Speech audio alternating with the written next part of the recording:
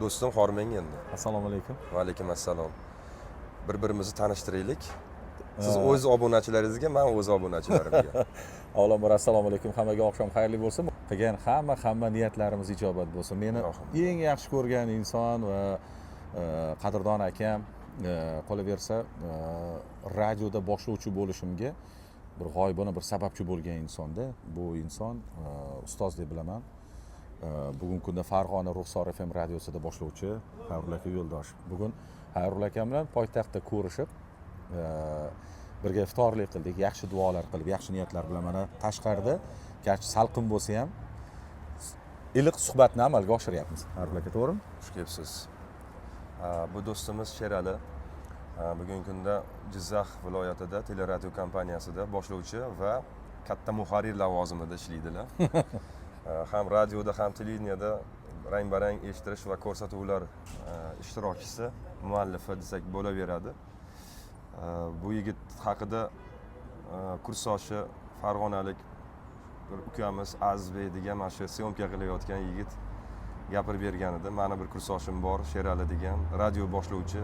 Radioga kirib kelishiga juda katta motivatsiya bergan ekansiz dedi. Men xursand bo'ldim. Bir paytlar bizga kimdir motivatsiya bergandi. Endi biz motivatsiya beribmiz deb xursand bo'lib shukrona qilgandik. Mana bugun Toshkentga kelganingizda albatta ko'rishaylik deb oxirgi bor suhbatda telefonda gaplashgan edik. Nasibi muborak kunlarga ekan. Oradan shuncha oylar o'tib mana siz bilan uchrashib turibmiz. Albatta. Hammaga yaxshi kayfiyat tilaymiz. Juda chiroyli suhbatlar bo'lyapti. Endi hammasini ayta olmaymiz, lekin baribir nima deydi, o'sha har bir insonni bir-biriga aytadigan so'zlari bo'ladi-da. Albatta. Bugun Xayrullo aka bilan bir yaxshi suhbat qilayotgan bo'lsak, to'g'risini aytamiz, ko'p narsa mana olyapmiz kerak bo'lsa.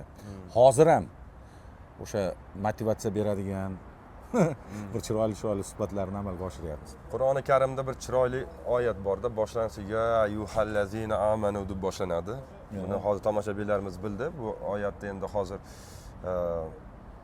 oxirigacha aytishimizga hojat yo'q, chunki aytmoqchi bo'lgan gapimni aynan shu joyda ya ayyuhallazina amanu bilan izohlamoqchiman. Ya'ni Alloh bu oyatda shunday deydiki, biz sizlarni turli rangda, turli millatda, turli tillarda yaratdikki, bir-biringizni toping. Turli ruhiyatda, xarakterda yaratdimki, bir-biringizni toping. Bir-biringizni topib, bir-biringizga naqadar yaqin ekanligingizni, og'a-ini ekanligingizni, bir odam ato, bir momo havodan paydo bo'lganligingizni, siroatini tushuning degan bir ma'noda keladi. Siz Jizzaxdasiz, men Farg'onadaman, bir-birimizni birinchi marta ko'rib turibmiz, lekin yillar davomida qanaqadir bir o'rtamizda birodarlik borga o'xshayapti-da hozir. Albatta. Endi bitta narsa bor, o'sha samimiylik. Qaysidir ma'noda, masalan, siz ham chiqdingiz, mana mehmonxonadan chiqib keldingizda, shu iliq birinchi ko'rishgandayoq o'sha chiroyli ko'rish suhbat va o'sha narsa menga kuch berdiki, men ham bemalol gapira olishim. Men ham fikrimni ozmuncha bo'lsa ham o'sha ayta olish imkonini berdi. Agar o'zingizni siz tortib turganingizda, men ham o'zimni tortgan bo'lardim qaysidir ma'noda. Yo'q, unday emas. Demak, to'g'ri tanlov bo'lgan ekan. Qadrdon o'sha aka tanlashda ham. To'g'ri. Qadrdon tanlashda ham avvalo rahmat. Odamlarda o'zidan qoldiradigan izi uni boyligi yoki qilgan ishlari, albatta, nima yer nima ichida emasda, samimiyatda qoladi-da. Hammani xotirasida samimiy insonlar saqlanib qoladi. Yaxshi insonni oldiga, qo'shimcha qilaman, gapingizni bo'ldim. Yaxshi insonlarni oldiga hamma talpinadi. Yo'q, bu gapingiz 100% to'g'ri. Lekin men qo'shimcha qilgan bo'lardim. Yaxshi inson juda ko'p. U o'zini atrofidagi insonlarga yaxshi-da, lekin yetti yot begonaga bugungi kunda mehr bilan bir munosabat qilish, oqibat qilish masalasi juda haligi sayozlashib ketyapti-da. Ko'p kontentlarimizda odamlar orasida mehr oqibat so'yib boryapti deyishimizga sabab shu o'zi aslida. Biz radio boshlovchi bo'lganimiz uchun millionlab odamlar bizni tanishini bilamiz va millionlar orasida o'zimizni imkon qadar qanday bo'lsak shunday tutishimiz kerak-da. Agar o'zimizdan boshqa odam yasab turib, ularning oldida boshqa figuradan yasasak, manmansirab qoldi deydi. Bu kibrga o'xshab ko'rinadi. Ruxsat bersangiz qo'shaman. Boya yuqorida Azizbek kelamiz, o'qishga ketayotganda radioni eshitib ketyapmizda. Radioga bir muxlis bog'lanyapti-da, o'sha o'zini bir yomon fikrni aytib ketyapti-da. O'sha nimaga u-ku, ya'ni endi sizda ham ko'p bo'lgan bu narsani, doimo bizga uqtirilgan har bitta tinglovchi tomoshabin bilan chiroyli muomalada bo'lish. endi fikrini aytdi, u esa o'sha o'zini gapini ayta olmagani uchun jahlini bemalol radioda taqdim etyapti-da shu yerda. Bildiryapti fikrini, tanqidiy fikrini. Tanqidiy fikr aytyapti. Yaqindagina ikkalamiz shu suhbatda o'sha avtomobilda ketayotganda suhbatda aytdim. Mana hozir juda ham ko'p Xayrullo aka, masalan, ko'p mana masalan odamlar uchun imkoniyat yuqorida mana aytib o'tdingiz. Masjidlar qurilyapti. Mana bunda Ramazon oylarida qiynalmasin deyapti. Hamma bemalol 5 vaqt namozini o'qisin deyapti. Ko'p bor Instagram, Telegramlarda masalan ko'p yaxshilik qilish haqida, savob ishni ketidan quvish haqida gaplar bo'lyapti-yu, boy oqibat deganingizga aytyapman. Lekin nimagadir ba'zida shu yurtdoshlarimiz o'sha teskarisini ko'ryapmiz. Go'yoki pul uchun yurgandek, go'yoki o'sha insonni pul uchun yurgandek oqibat yo'qolib ketyapti degan gapingizga qo'shimcha qilmoqchi edim shunga. Bu haqiqatan ko'p bo'lyapti. Endi buni ham o'ziga yarasha sabab bor do'stim. Odamlarda faqat pul uchun yashayotganligiga sabab bor. Buni o'sha 70 yil mustabid zanjiri ostida yashagan davrlarimiz ta'sirida bu. Tushunyapsizmi? Kommunizm degan davr bo'lgan. Gugurt bir tiyin bo'lgan, tuz tekin bo'lgan. 15 tiyinga oshxonaga kirib chuchvara bilan bemalol bir stakan kiselni chichib ketilaverganda, odamlarda g'am tashvish bo'lmagan, ertangi kun haqida o'ylash bo'lmagan. Odamlarda orzu, havas bo'lmagan. Orzu qilishda hojat bo'lmaganda, chamadonni ko'tarib ketavergan bu joyga. Shunday bo'lgan. Endi hamma davlatlar qatori O'zbekiston ham 91-yili mustaqil bo'lgandan keyin o'z-o'zidan tashqi davlatlar bilan misol uchun Sovet ittifoqi davrida 15 ta respublika o'zi yetishtirgan mahsulotni bir-biriga kollaboratsiya qilgan. Shuning uchun arzon bo'lgan. Endi hammasi sotadigan bo'ldi. Endi bepulga bermay qo'ydi markazdan.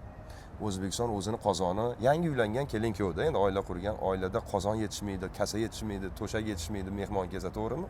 Xuddi shunga o'xshash narsa. Birdan odamlar pulsiz qolib ketdi-da, mustaqillikning boshida. Qiyinchiliklarga duchor bo'lib qoldi. Odamlar misol uchun hozirgi yosh yigitlar bilmaydi, lekin siqsa suv oqadigan qora xleblar uchun ertalab soat 4 da qishki kunida maktabga non yeb boraylik deb pekarniyda o'chirib turardik-da. Shunday. Soat 6:30 da non olish uchun soat 4 da borib turardik. Mana shuncha kupon bo'lardi, pulga qo'shib qirqib berardik. 2 donadan oshiq non bermasdi. Uni olib kelib kesib duxovkaga qo'yib, suvini quritib, keyin ustiga shakar surib, sal ta'mini o'zgartirib yerdik-da. Ana shunaqa davrlarda bo'lganda mustaqillikning boshi. Endi shu sekin-sekin bozor iqtisodiyotiga kirib kelib, odamlar pul topishni o'rganyapti-da endi. Lekin pul topmayapti-da, pul topishni o'rganyapti xolos faqat. Hech kim osh-tosh topmayapti-da. O'shaning uchun hammani dardi pul bo'lib qolganda, tushunyapsizmi?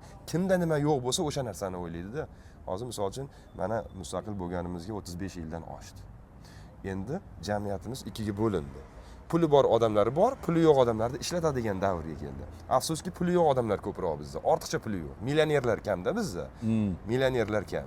Shuning uchun hammani dardi bitta millionerni yoki bitta qo'shnisini boy odamni pulini olish ishqida. Yaxshi gapirib pulini olish ishqida. Lo'lini deydi, lo'li haligi millat eshitib turgan bo'lsa, xafa bo'lmasin, bu izvatsiya emas, bu maqol bu. Lo'lini deydi, eshagini sug'orib pulini ol degan maqol shular kelib chiqqan. Tushunyapsizmi? Bu nima degani bu?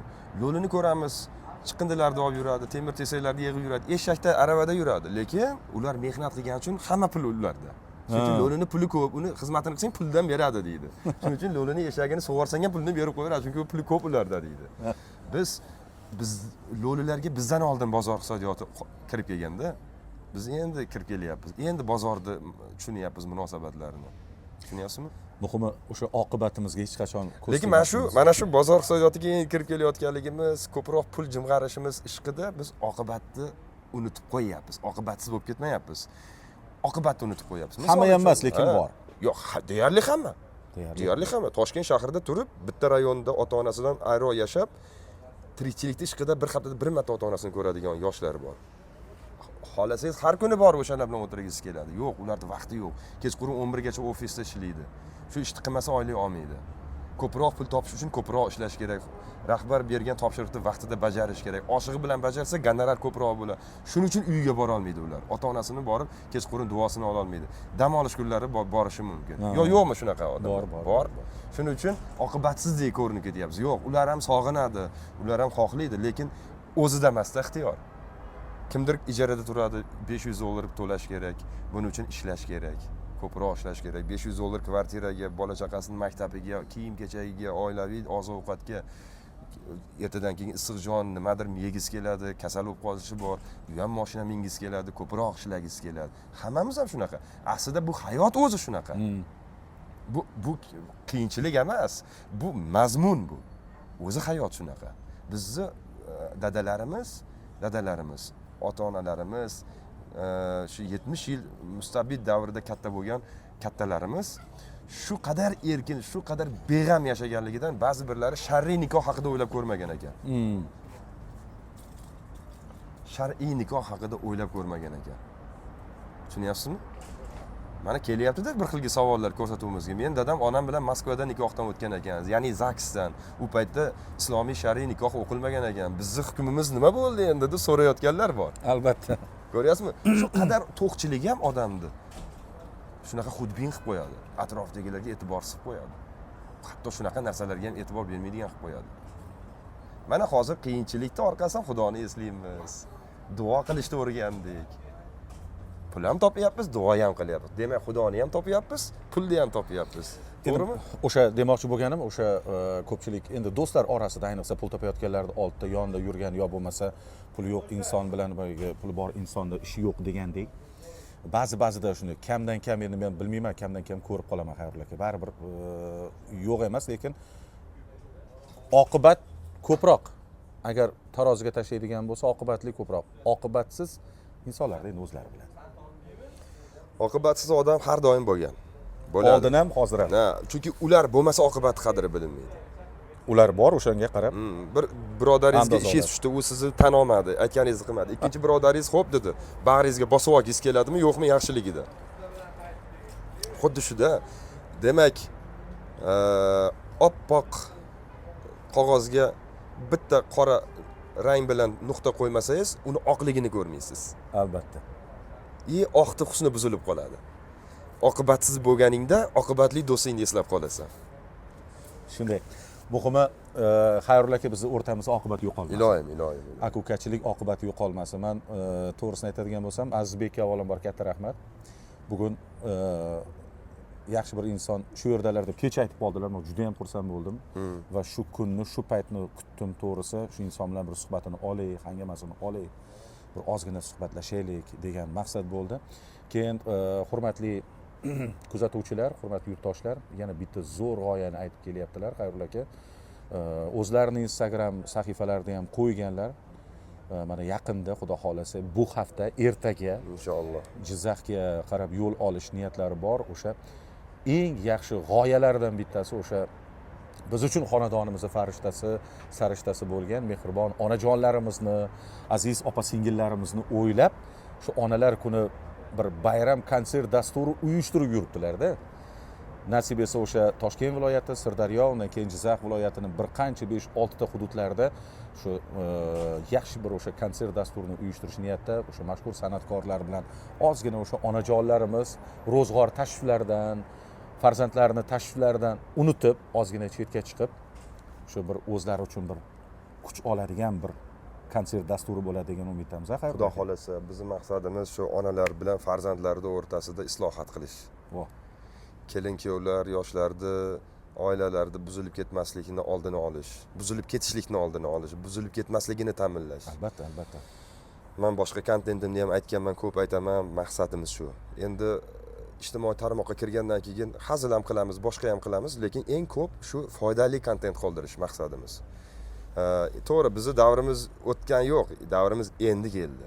Endi biz gapiradigan davr keldi. Biz 40 ga kirdik. Demak, hatto nasihat qilishga 20 yoshli, 30 yoshli yigitlarga to'g'ri ma'noda maslahat berish haqqimiz bormi yo yo'qmi? Bor, chunki biz 10 yil, 20 yillardan oldinda yuribmiz, to'g'rimi? Albatta. Bugun o'zini o'zi osib qo'yayotganlar bor. Nimaga desangiz, 10 ming dollar qarz olib qolib, to'la olmasdan qimorga berilib, 10 ming dollar qarz olib qolib, o'zini o'zi osib qo'yayotgan, vasvasga tushgan yoshlar bor. Yo'q.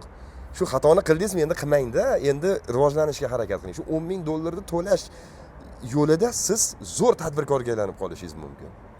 Pul topish masalasida. Faqat to'g'ri yo'lda. Mana shu narsani tushuntirmoqchimiz. Bir paytlar biz ham 100 dollar, 200 dollar qarz olib qo'yganmiz. Yurganimiz musofirda, ota-onamiz uzoqda, sovuqda bor. pul olib kelmasang uyga qo'ymayman deb kvartiradan haydab yuborgan paytlari bo'lgan qishki kunida johil odamlar. Biz o'sha $100 topish uchun nimalar qilmaganmiz? Bozorlarga borib bo'lishga sotganmiz, non sotganmiz, lekin kerak bo'lsa madikor ishlagan yoshlar bor. Chiqib ketgan-ku. Endi ular u stepindan o'tdi. Ertadan keyin ularning boshiga bunaqa kun kelmaydi, chunki ular bu stepindan o'tdi. Endi ular iqtisodiy, moliyaviy rivojlanish yo'lini ancha bosib o'tib bo'lgan. Lekin men $10,000 qarz oldim, endi men qaytib tura olmayman deb vasvasga tushib kecha-yu kunduz o'ylab oxiri o'zini o'zi osib qo'yayotgan yoshlarga maslahat bersak, bu nimasi yomon? Albatta. Hayot bu bilan tugab qolmaydi, albatta davom etadi. Kimdir qarz bo'lib hayotni o'rganadi, kimdir xotini bilan ajrashib hayotni o'rganadi, kimdir ota-onasini yo'qotib hayotni o'rganadi, kimdir do'st topib, kimdir yo'qotib o'rganadi, to'g'rimi? Kimdir qoqinib, chizasi yorilib hayotni o'rganadi. Hayot hammamizga har xil saboq beradi. Shuning uchun eskilarda bir gap bor. Xullas, hayotda gapga kirmagan odam do'konda bo'z to'qiydi deydi, do'kondor deydi, uni deydi tayog'i bilan savalaydi deydi. Shunaqa bir ma'no kelib chiqadi. Hammamiz bir hayot do'kondori tayog'i bilan savalagan. Shuning uchun siz bilan biz radio boshlovchi bo'lib o'tiribmiz. To'g'rimi? Bizni misol uchun ko'chadan kelding, tir yo'qol degan yo'q-ku birov. Sen bizga keraksan deydi. Demak, biz ularga kerakmiz. Demak, ular bizga ishonadi. Albatta. Shuning uchun hayotda har qanday qiyinchiliklarga vaqtida qabul qilib, vaqtida chora ko'rgan odam keyinchalik farzandlariga yo'l ko'rsata oladigan darajada bir ota bo'ladi. O'zida bo'lmasa qanaqa qilib bolalariga o'rgatadi? 50 gramm ich tashishing yoyilib ketadi deyish kerakmi? Xudo saqlasin. Shu gaplarni endi gapirib qo'ydik-da. Nasib etsa, konsert dasturlarida shu videoni ko'rayotganlarning viloyatida. Albatta, mana shu aytay, Toshkent viloyati, Sirdaryo viloyati, Jizzax viloyati. Aytib o'tdim boya, Jizzaxlik aziz onajonlar uchun, opa-singillar uchun zo'r konsert dasturi bo'ladi va aziz onajonlarni, opa-singillarni ishdan biroz chetlatib, o'sha borishga, hurmatli erkaklar, yordam bering, ozgina ko'maklashing, borib ozgina qo'shiqlarini eshitib, suhbat qilib, bir yayrab kelsin, yeb, maza qilib, to'kin dasturxon atrofida yeb ichib maza qilib kelsin. Aziz onajonlarimiz, xayrullo yana bir bor sizni ko'rganimdan juda ham xursand bo'ldim. Salomat bo'ling, ijodingizga omad. Rahmat sizga. Hamisha sog' bo'ling, ijoddan charchamang. Haligi kuch-quvvatingiz, g'ayratingizga ko'z tegmasin. Rahmat. Sog' bo'ling do'stim, salomat bo'ling. Rahmat.